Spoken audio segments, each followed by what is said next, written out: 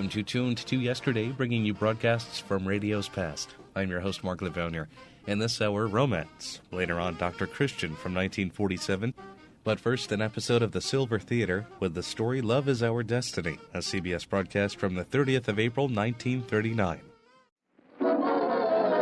International Silver Company presents The Silver Theater, starring Constance Bennett and Melvin Douglas in Love is Our Destiny, directed by Conrad Nick. Brought to you on behalf of two of the greatest names in silverware, International Sterling, world-famous solid silver, and 1847 Rogers Brothers, America's finest silver plate.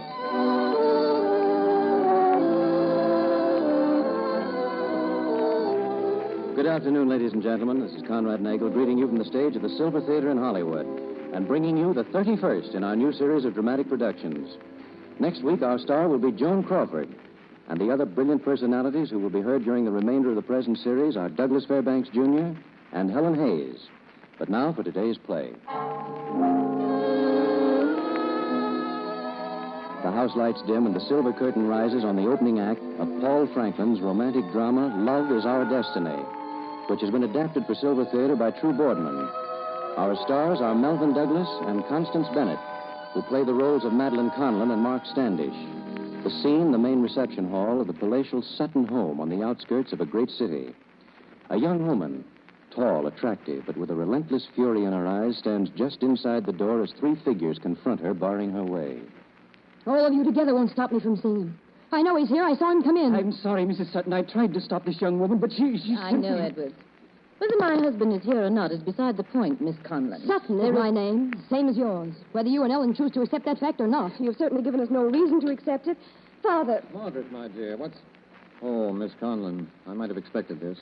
Yes, I should think you might. But I'm glad you're here. We may just as well talk the matter out once and for all. Will you step into the library? Ellen, she's very... I know what I'm doing, my dear. Miss Conlon? Mother, what do you suppose? The child, Ellen. Your father began proceedings to have the child taken from her and placed in our custody. The child? Oh, but is that fair? After all, whatever we may think of Peter's having married a model... Ellen, simply because your brother was tricked into marrying a girl like Madeline Conlon, there's no reason for allowing his child to remain under her influence. Oh, if Peter had lived, it might have been... No. No. Oh, Helen. He's dead. This gun went off. He's dead. And you killed him. I killed... No. No, I didn't. Let me go. Stop her. Edward, she's going to get away. Stop her.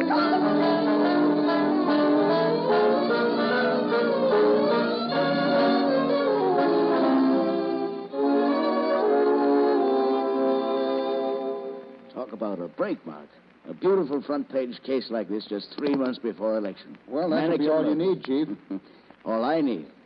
Now, wait a minute, Mark. Let's not kid ourselves. The boy's gone. Boat's gone, too, for Lou Tracy as district attorney. I could send 20 Madeline Collins to the chair and still not lick that reform group. But look, suppose somebody else were to prosecute Madeline Conlon and convict her. One of my deputies, for instance, who already has a record of 34 convictions in a row. You mean me? Right. Mark, that's why I sent for you. You're going to prosecute Madeline Conlon. Swell. And, Mark, if you get a conviction, the organization backs you for district attorney. How about it? Oh, boy, how about it? Where's that file? Here. Maybe you better look it over before you talk to the girl. Boys have already dug up some pretty interesting dope. Little matters that she might not want brought out in an open court. Especially since she has a kid. Here, look out, you'll drop something. No, it's just to picture it. Hey. Maddie. Good Lord, I know this girl. You know her? Well, I used to. We lived in the same street where I was in high school. She probably wouldn't even remember me. You sure of that? Maybe I'd better turn it over to somebody else. And why? Because I knew her 10 years ago? What difference does that make? She's guilty, isn't she? Well, I happen to believe that guilty people should be convicted, whoever they are. This time will be no exception.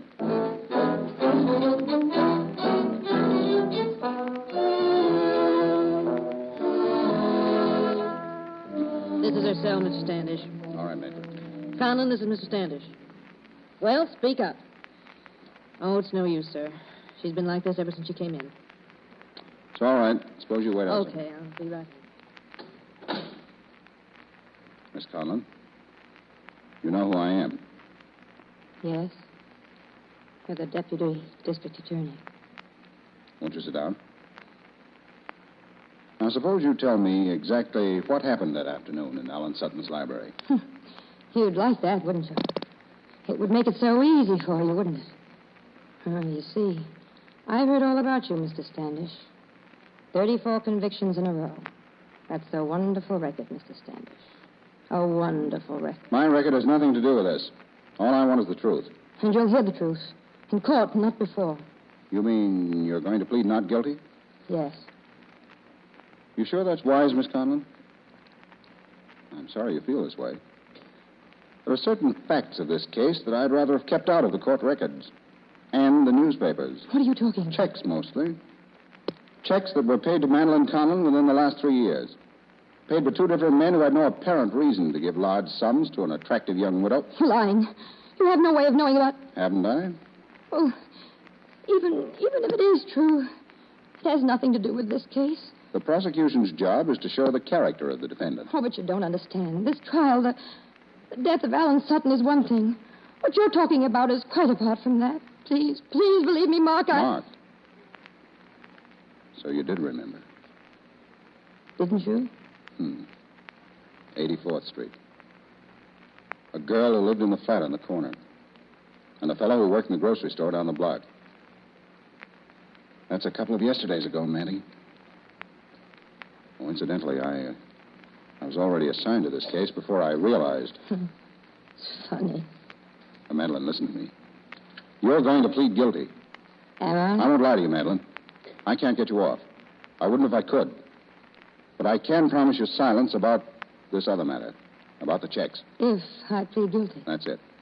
Of course, there's no doubt in your mind that I am guilty. I wish there were. Okay. Whatever I say, you're going to see that I'm convicted anyway. I'll plead guilty. Good. I'll need a deposition. You'll be brought down to my office tomorrow afternoon. Understand? Yes, I understand. Madeline, I'm trying to help you. Will you believe that? Yes. If you'll let me see my boy. Your boy? Of course you can see him. I'll have the boy brought down here this afternoon. Oh, no, not here. I wouldn't have Tommy see me here. Outside, Mark, tomorrow. On the way back from your office, please. No, I'm sorry, Mandy. The regulations... You want a conviction, don't you? All right. I'll arrange it. Tomorrow afternoon.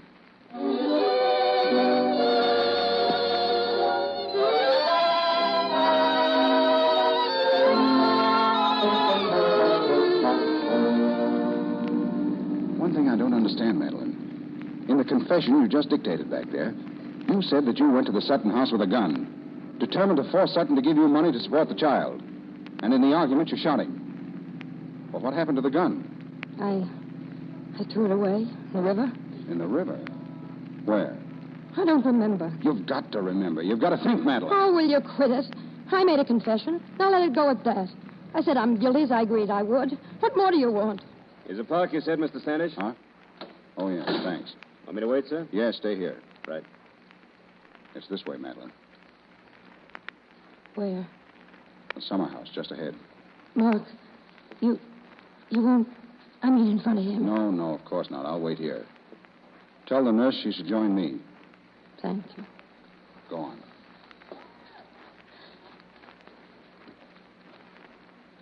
Mummy. Oh, Mummy. My darling. Oh, Mummy, I thought you wasn't coming. I'm here, darling. Really and truly here. Nurse, Mr. Standish says you're to wait with him down there by the fountain. Oh, Mummy, there was an old man with an organ and a monkey here a little while ago. Did you see the monkey? No, darling. Now I want you to tell Mummy all about yourself. Are you all right? Are you being a good boy? Do you like where you're staying? Uh-huh. I like it all right. Except I don't see you. Do you just have to be away, Mummy? Just sweet. Mummy does just have to. You mean it's a job, kind of? Mm-hmm. A job, kind of. Well, it's okay, I guess. But don't take too long. You see... Hello, mister. Hello, Sonny. Mark. Do you know my Mummy? Yes, I do. Who are you? Mummy, is he my daddy? No, darling. This is Mr. Standish. He's no friend of Mummy's. Oh, does he work where you work when you have to go away from me, like now? Yes, darling. Something like that. Mr. Standish, the child is due back at 4. Perhaps I'd better... Yes, I know. Madeline. All right. Goodbye, darling. How about a big hug for Mummy? Bye, Mummy. Bye. Do you want a hug too, mister? Why, sure, Sonny. Bye, mister. Goodbye, Sonny. Come along, Tommy. Bye-bye, Mummy. Bye, mister. All right, Madeline. I know. You have to go. Maddie, he's a sweet kid. Yes. Maddie, you're not crying. No. Might help. No. I could wait in the cab. Oh, will you quit it? You think you're making it any easier? Come on. I'm ready to go. Madeline.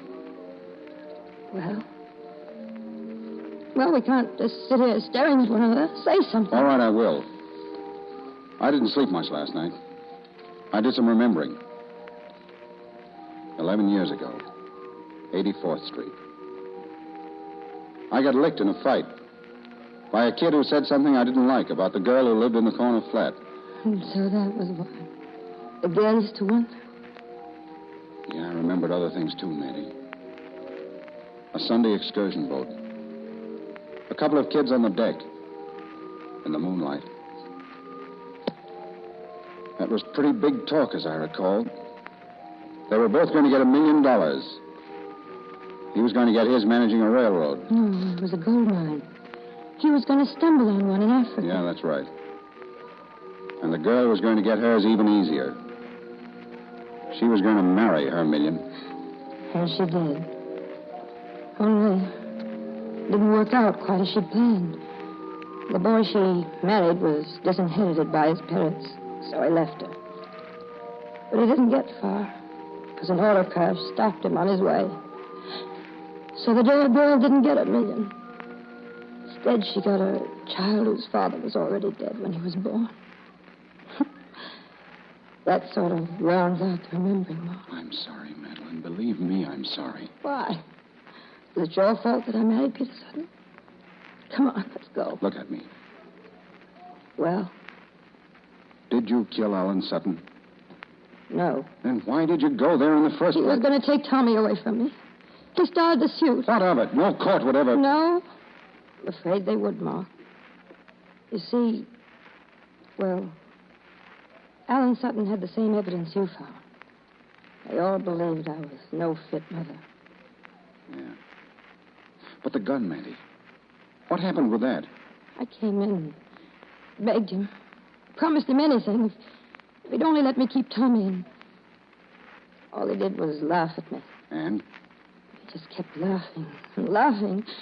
He wouldn't listen. I was frantic. I slapped his grinning face. Did he strike you? No. Pushed me away. Roped his desk. Next thing I knew, he had a gun in his hand. He had a gun? Yes. He pointed it at me. He would have killed me, Mark. Oh, you do believe me, don't you? I'm trying to, Madeline. I'm trying to, but how did you get the gun away from him? I didn't. I grabbed him, and then the gun went off, and... Well, that's all, Mark. Sutton was dead. I see. But there's one thing I still can't get through my head, Mandy. Why did you take those checks? For Tommy. He was desperately sick 2 years ago. Hospitals want money, and they don't ask where it comes from. But the Suttons, they would have given it to you. Oh, yes, gladly. They would have loved that. Proof that I couldn't take care of my own child. Let me get this straight. You mean you signed that confession just to keep this other matter quiet? Yes. Why not? You told me yourself no jury would ever believe me. Well, this way, at least there are some things, my boy, you'll never have to know. But that means you're not guilty. And if you're not guilty, I won't stand for... Just out, X3. Madeline Conlon confesses to murder. Mark, X3. listen. Mannequin murderess confesses to killing Sutton. Read all about it. Mark, you promised me that confession wouldn't be made public before the trial. Yeah, that must be Tracy's work. He wasn't going to miss a bet on publicity for the department. Come on. They want a front-page case, all right, they're going to get it. I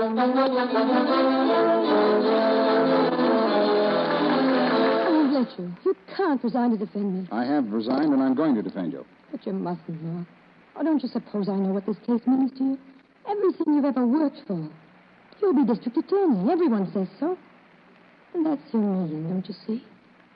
Oh, not in dollars, but in achievement. It's that gold mine you were going to stumble on. You found it. You can't lose it now. Madeline, even if I believed you were guilty, it'd be impossible.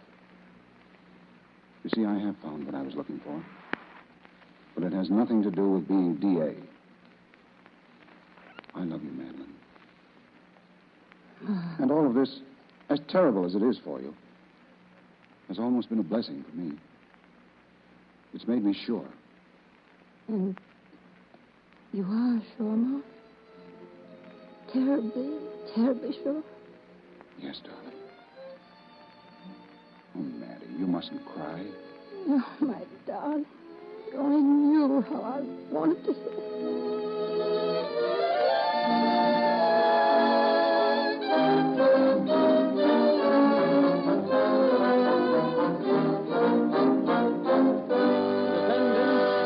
Conlon, having availed herself of her legal right to change her plea, does stand before this court charged with murder and or manslaughter and or other charges specified in this indictment.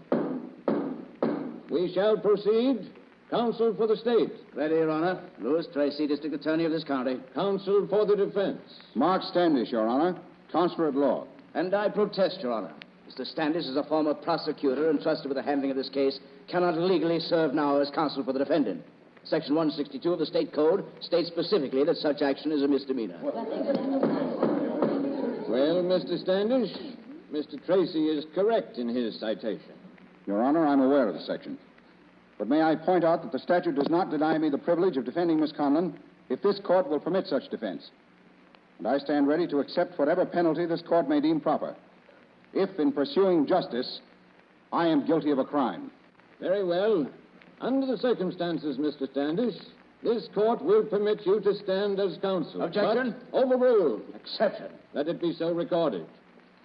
However, Mr. Standish, I have a further warning for you. In taking this action, not only will you be guilty of a misdemeanor, but you will automatically forfeit your license to practice law. I know that, Your Honor. Mark, no. You can't do it. I won't let you be disbarred. Madeline, I know what I'm doing. It's all right.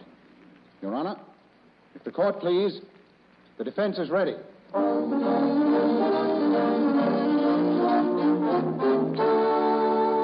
And the state will prove that this woman did, with malice aforethought, willfully force her way into the home of Alan Sutton and murder him. We shall present the defendant's own confession. The temerity. No, I didn't. But you did force your way in. Answer. Answer, Miss Conlon. I didn't say that. I didn't. But you did say you'd kill him if he took your child away from you. You admitted that in your confession, didn't you, Miss Conlon? No, I never meant that. Answer, Miss Conlon, answer. Oh, I only tried to make him see the boy was mine. You opened your bag and took out a gun? I didn't, I tell you. I had no gun. But yesterday you admitted the gun was yours. I couldn't. I didn't. I said... We know what you said, Miss Conlon. No, I did tell you the truth. You had even planned this out for weeks before, hadn't you? Yes. No, I didn't plan it. Not killing him. Ah, but you planned it just the same, didn't you? No, I swear I didn't. Mark! You killed Alan Sutton. I didn't. No, don't keep saying that. You killed him. No. You killed him. No. You killed him. No, leave me alone. She killed him. She killed him. You're lying. You're all lying. Mark, John, make him stop.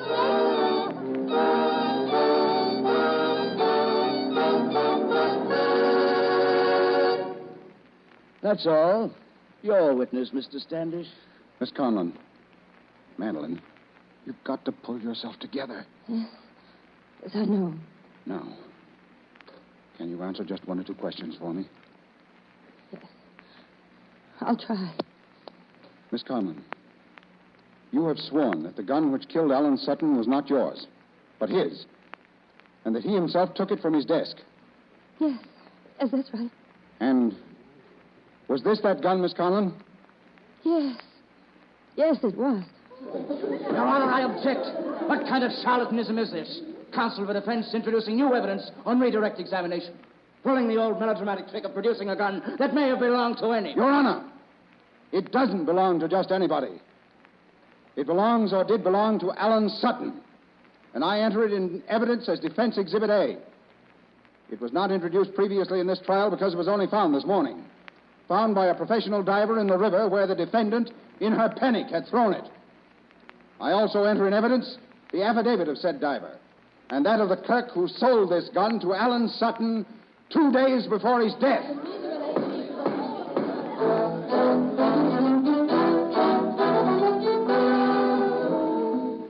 And you, as intelligent men and women, are not going to be deceived by the hysterical melodramatics which Mr. Standish and Madeline Conlon have paraded before you in this courtroom. Remember this. Madeline Conlon did confess to the murder of Alan Sutton. And having confessed it, you have no other course.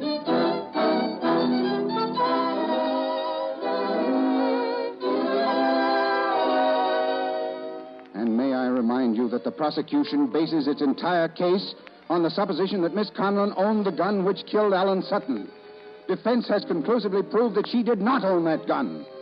Furthermore, that the nature of the fatal wound indicates that the gun was in the hand of the dead man when it was discharged. The prosecution has made no case, ladies and gentlemen, and they could make no case. Madeline Conlon is innocent, and I know that when you file into that jury room, your consciences will operate. Ladies and gentlemen of the jury, have you agreed upon a verdict? We have. We, the jury, find the defendant, Madeline Conlon, not guilty.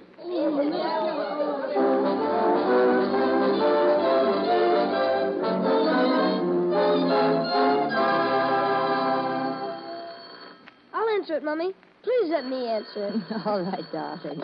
Hello? Uh-huh. This is Mr. Standish's residence. Who wants to speak to him? It's for you, Daddy. It's Judge Fulton. Oh, thanks, Sonny.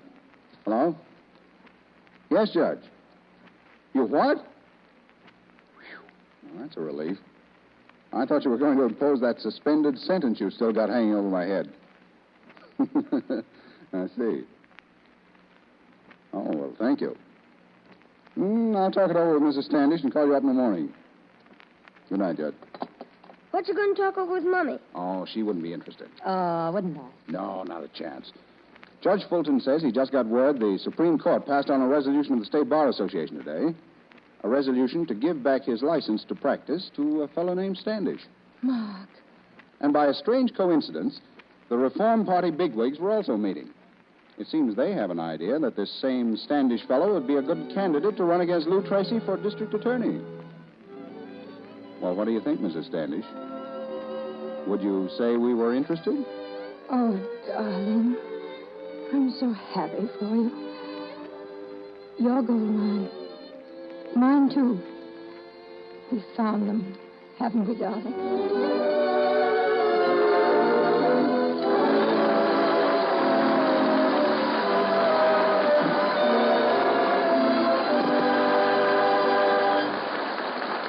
And now Conrad Nagel is stepping out in front of the silver curtain with our stars, Constance Bennett and Melvin Douglas. What is this, an interview? Well, not exactly, Mel. It's just our usual informal get-together. Folks, meet Constance Bennett and Melvin Douglas.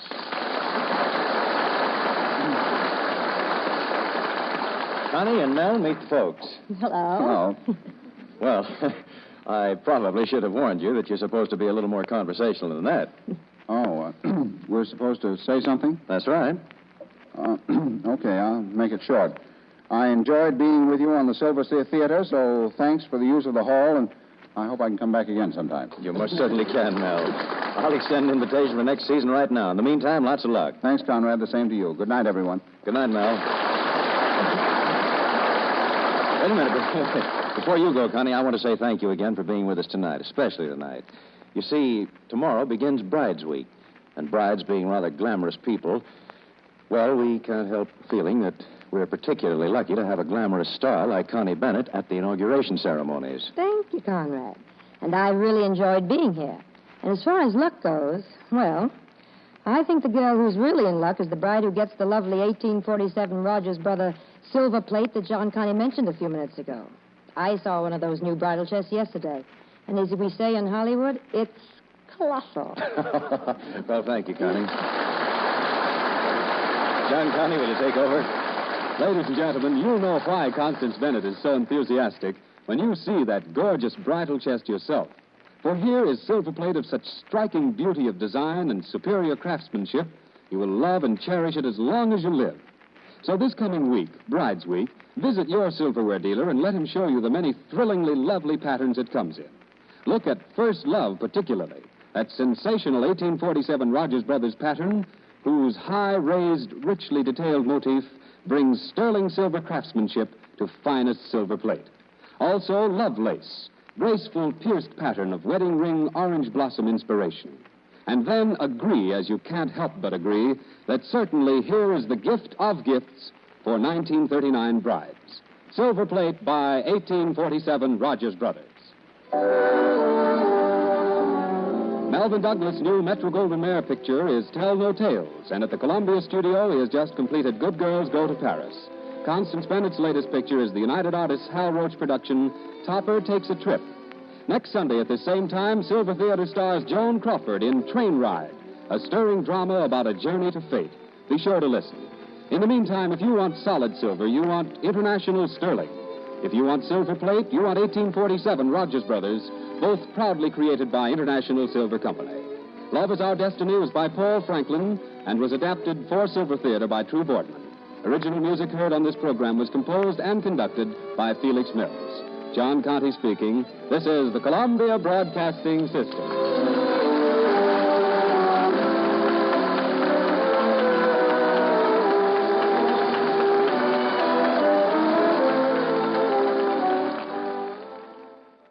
The Silver Theater, on Tuned to yesterday from April 30th, 1939 on CBS, featuring movie actress Constance Bennett, who was best known for the motion picture series Topper, in which over the course of several films played the ghost of Marion Kirby, with Cary Grant as George Kirby, another ghost harassing Mr. Topper, played by Roland Young. When the series was adapted on radio, Young reprised his part and Hope Emerson took over Bennett's role. You are listening to an hour of romance on Tuned to Yesterday. I'm your host, Mark Lavonier. Now time for an episode of Dr. Christian, a broadcast called The Norton Knows, a CBS episode from September 17th, 1947. Dr. Christian, Gossett. The Vaseline program, the only show in radio where the audience writes the script. And tonight's honors and prize money go to Hallie Truitt Yenny of New York City for her delightful comedy, The Norton Knows. Jean Hersholt is starred as Dr. Christian, with Rosemary DeCamp in the role of Judy Price. Folks, do you know somebody whose hair never seems to be able to lie down? Then do him a good turn. Tell him about Vaseline Hair Tonic. For just a few drops of Vaseline Hair Tonic every morning, keep a man's hair neat and well-groomed all day. Vaseline Hair Tonic cares for the scalp, too, loosens dandruff, relieves that tight, itchy feeling, and other signs of dry scalp. Vaseline Hair Tonic is good for the scalp because it supplements natural oil. Good to use on the hair because it contains no alcohol or other drying ingredients. Yes, Vaseline Hair Tonic gives double care to scalp and hair. It's a double-purpose hair tonic. First choice with American men today. You've never used it? High time you remedied that. Get Vaseline Hair Tonic tonight and try it tomorrow.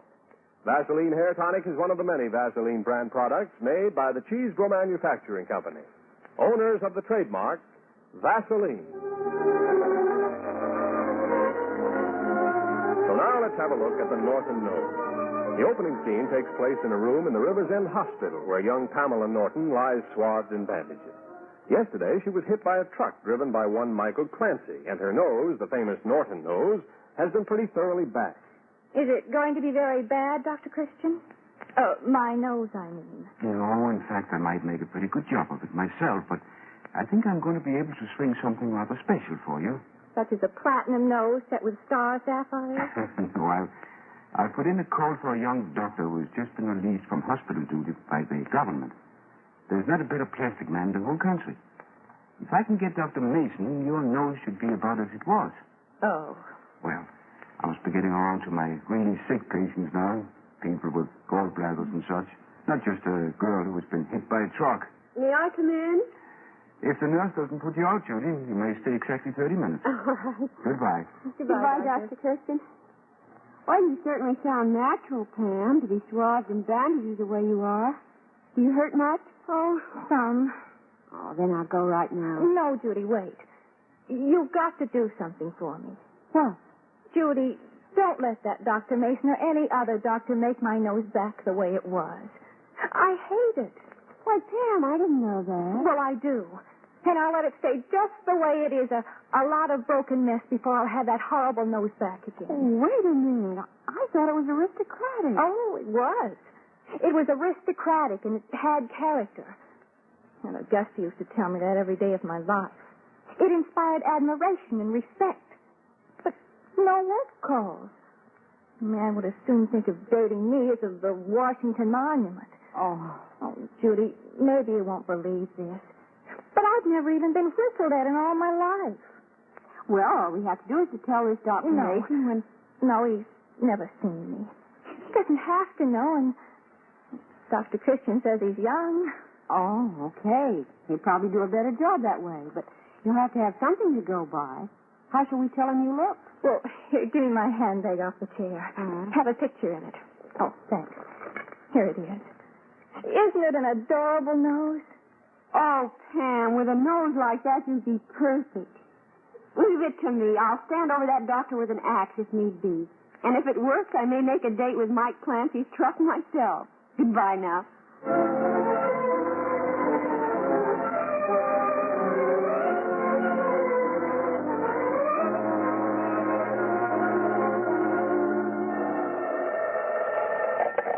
Dr. Christian's office? Oh, yes, just a minute. It's that long distance you were trying to put through yesterday, Doctor. Thank you, Judy. Hello? Oh, Mason? Hello, Carl. Good to hear your voice. Been having a good rest? Good. I'm just about to ask you a favor. I want you to do an operation for me. No, I don't want my face retreaded, as you call it. It's a young girl I know.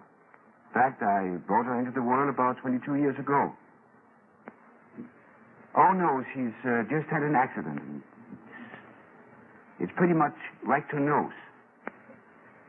Oh, sure, I could, but it'll sort of give you a warm-up before tackling that big New York practice. You will? That's great. You can stay at my place. Thank you, Carl. Goodbye. Well, Judy, that takes care of that. Now little Pamela can have her nose restored as it was. Oh, Dr. Christian, I talked with Pam this morning, and she says she simply will not have that awful nose put back on her face. She what? That's what she said. What's wrong with her nose? Well, I never thought of much about it myself before, but now that I look back on it, I know Pam never did have much fun. And I think it was because she looked too intellectual. Oh, so it's a black day for a girl when she looks intellectual? I know it sounds crazy, Dr. Christian, and it's wonderful to be intellectual, but if you're a girl and you want to have dates and go to dances, it's pure poison to look that way. Do you know what Pam told me? Oh, I shall be very interested to know. She told me that she had never been whistled at in all her life. With all those soldiers camped right here at the edge of town, Pamela Norton was never whistled at. Am I hearing you right, Judy? I've heard you say that you hated to pass the post office because there was always a gang of soldiers who whistled at you. I could swear I've seen you get furious. Well, of course I was furious. What girl wouldn't be? Well, it's hard to explain, but you know how movie stars hate souvenir hunters.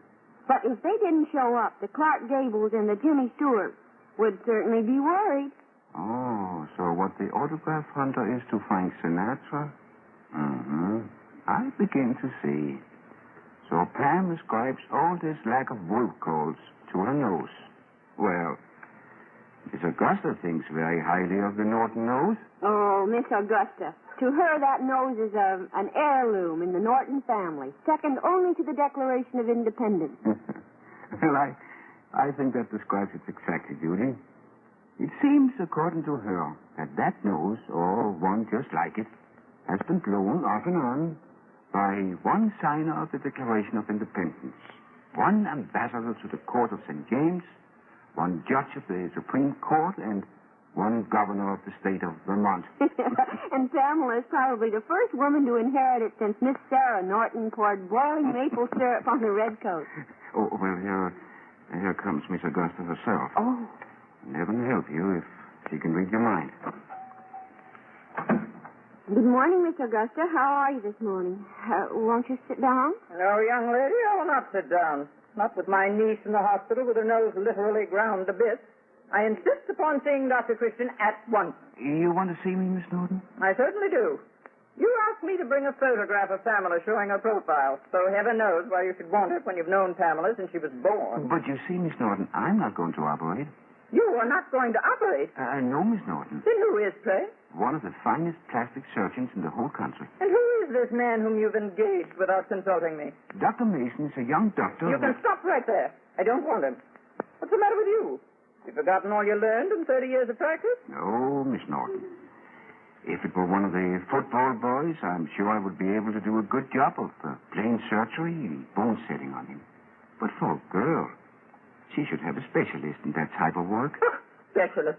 One doctor to pull your teeth, another doctor to give you a pill, another doctor to set your bones, and still another to deliver your babies. Pamela's grandfather Norton used to amputate legs up to here, right on the kitchen table. I don't want any young squirt practicing on Pamela's nose. Dr. Mason will not be practicing.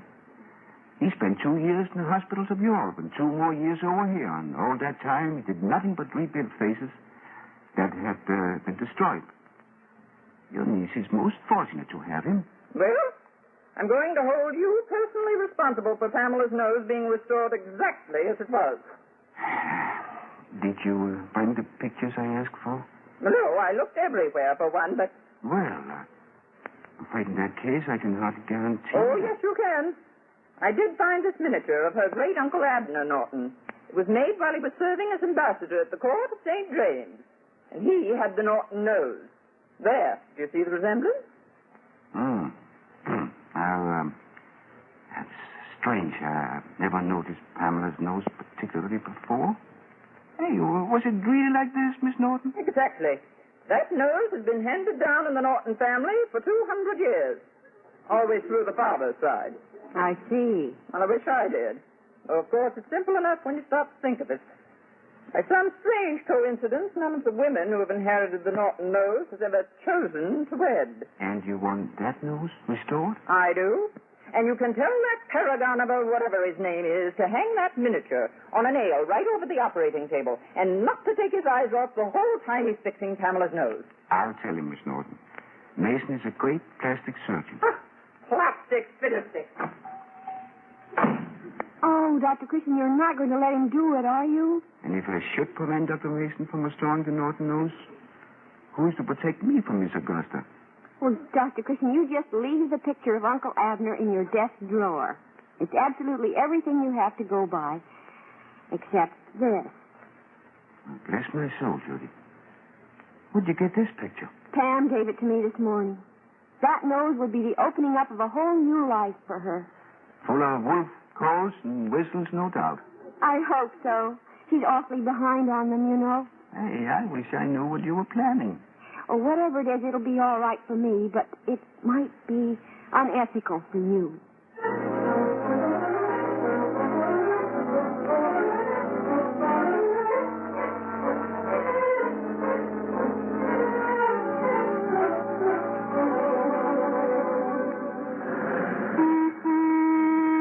Morning, Miss Judy. May I give you a lift to the office? You certainly may.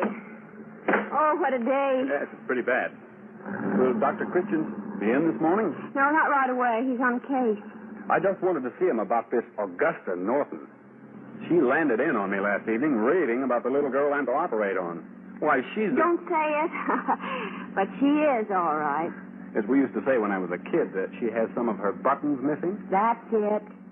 Well, what about her demand that Pamela's nose is to be reconstructed to look like the one in a miniature Dr. Christian is supposed to have shown me? Oh, dear. Well, then, she was serious when she brought that picture in and told us to give it to you.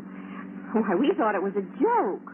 So you think the old girl's balmy? Oh, she must be. I think I have the miniature here in my bag.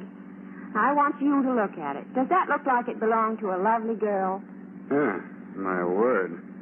I shouldn't want to put that nose on her if I knew it belonged to her. I'll tell you, I'll make a thorough examination today and then get right to work. All right. Shall I tell Dr. Christian? Yes, if you don't mind. You know, Miss Judy, Pam's one of the nicest girls I've ever met. I think everyone in River's End loves Pam. I can believe it. You never hear her complain. You'd think she was happy over this whole thing. I noticed that, too. Well, you better take Uncle Abner along with you. But if you want something to go by, this isn't a picture of Pam, of course, but the nose certainly could be hers. Uh-huh. I see. Very pretty. Yes. Well, tell Dr. Christian I'll have a full report for him this evening. I'll tell him. And thank you for the lift, Dr. Mason. Not at all.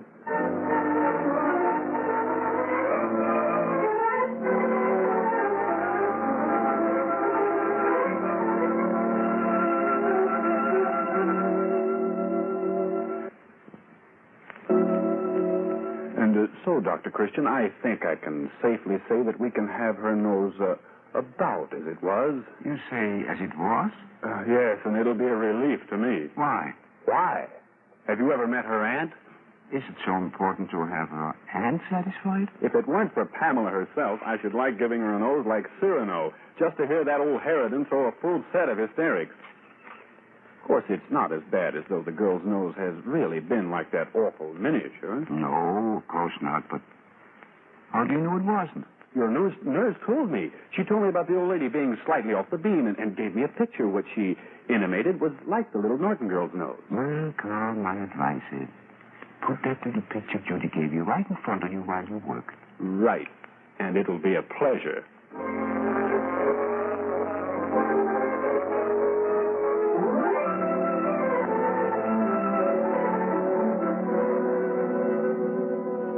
Well, Pam, tomorrow's the great unveiling. Now, if your nose turned out to be somewhat different from what you'd expect it to be, you wouldn't be upset. Oh, Dr. Mason, I want a nice nose. I don't want it to be like the one I've always had. I didn't want you to know this at first, but I hated my nose. Really?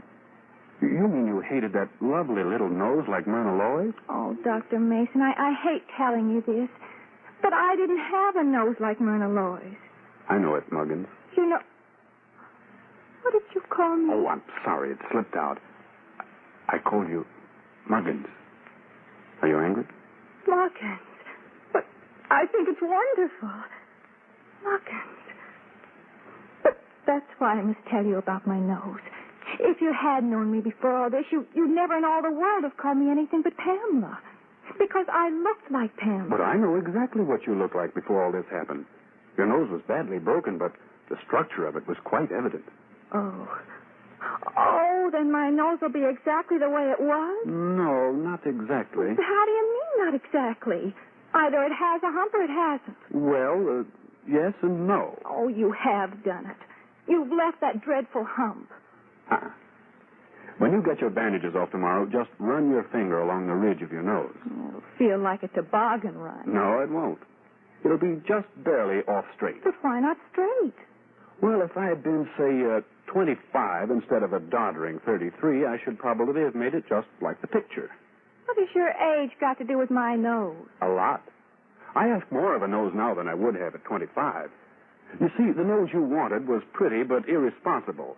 The one you had was stern and uncompromising. The one you're getting is gay but responsible. And why did it have to be responsible? Because as soon as I get rid of these bandages so I can kiss you, if you say yes, I'm going to ask you to be responsible for me. Out of the operating room, I'm a frightfully irresponsible guy. Now you're making fun of me. No, Muggins. You haven't known me long, but we've seen each other every day. I think I know you pretty well. Of course, you may not feel the same about me. You may want to know me longer. Oh, that's all right. I can wait. I just want to know that you know I'm waiting. To go? Well, I'll have to think it over a long time. You see, you are proposing to me, aren't you? Of course I am. But that nose. Would my children inherit that awful nose or the one you've just made me? The one you say is gay but responsible. Oh, that. Why worry about such things? They could select the noses they liked. And their father would make them the sort of noses he liked. Which would indubitably be the sort of noses they should have. Oh, dear, I feel simply wonderful. If I do decide to get married, which I'm not at all sure of now, I shall give my bridal bouquet to Mike Clancy to tie on his radiator as a token of my gratitude and esteem.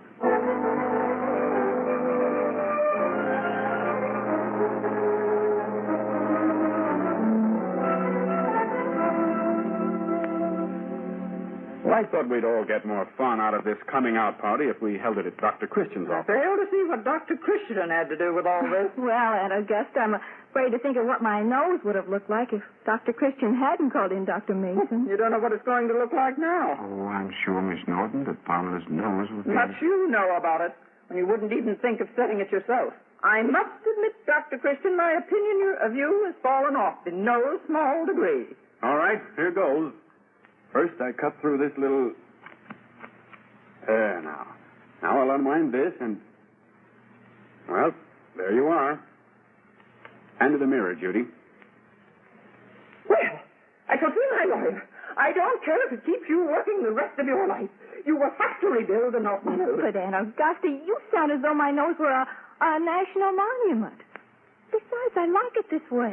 Miss Norton, since you feel that your niece's nose should have perpetual care and that I am somewhat responsible for its present condition, I've decided that the least I can do would be to marry her. Well, in that way... Pamela, you come with me this instant. I refuse to listen to any further insult. Oh, Carl isn't really being insulting, Aunt Augusta. We are going to be married, but not because of my nose. I hope. He's doing this to keep you from suing, Pamela. Why, Miss Augusta, he's made Pamela's nose exactly like yours.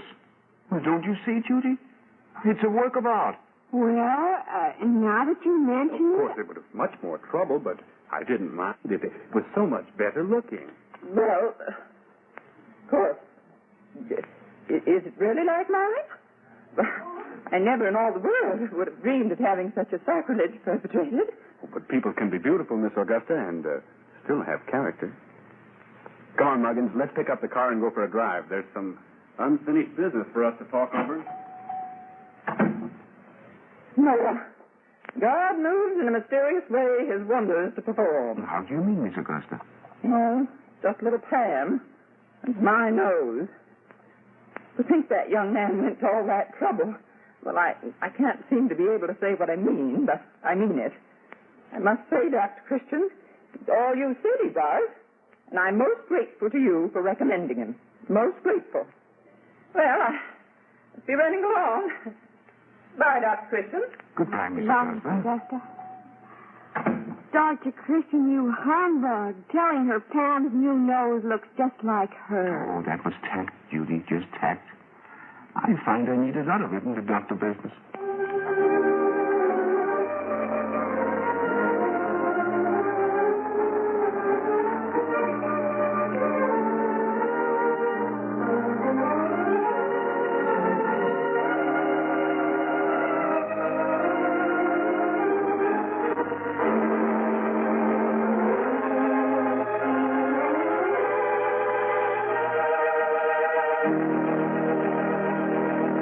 And the curtain comes down on another Dr. Christian prize play with our star, Jean Hersholt, waiting to greet you.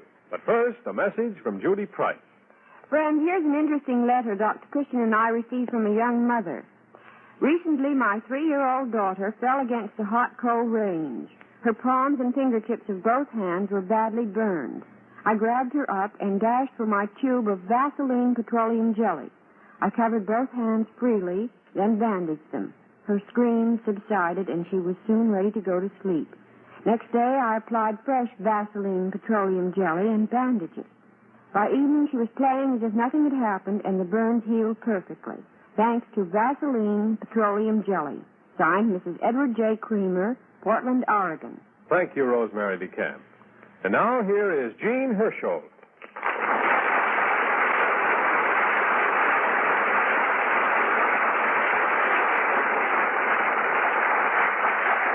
Thank you very much. The author of tonight's prize play is Hallie Truitt Yenny of New York City. She writes, It is very gratifying to me to be allowed to join Dr. Question's new writers.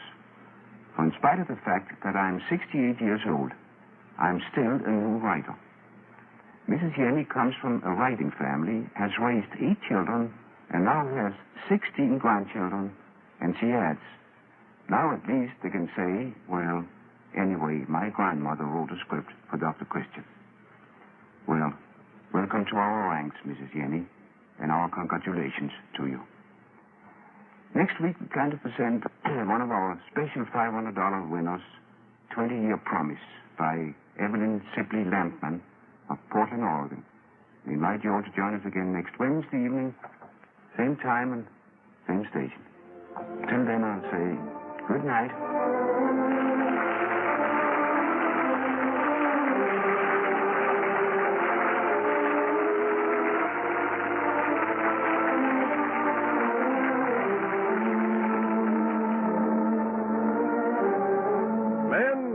Hair that stays good-looking all day. Use just a few drops of Vaseline Hair Tonic every morning. For Vaseline Hair Tonic checks dry scalp, tames hard-to-manage hair, keeps it looking neat and well-groomed. Tomorrow morning, try Vaseline Hair Tonic.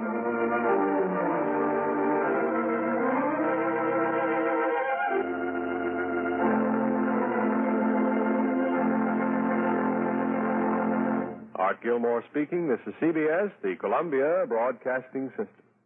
Dr. Christian, on Tuned to Yesterday, a CBS episode from September 17th, 1947, bringing to a close this hour of romance on Tuned to Yesterday. Be sure to be with us next time for more great shows from radio's past. Until our next hour together, I'm Mark Lavonier. Thanks for listening.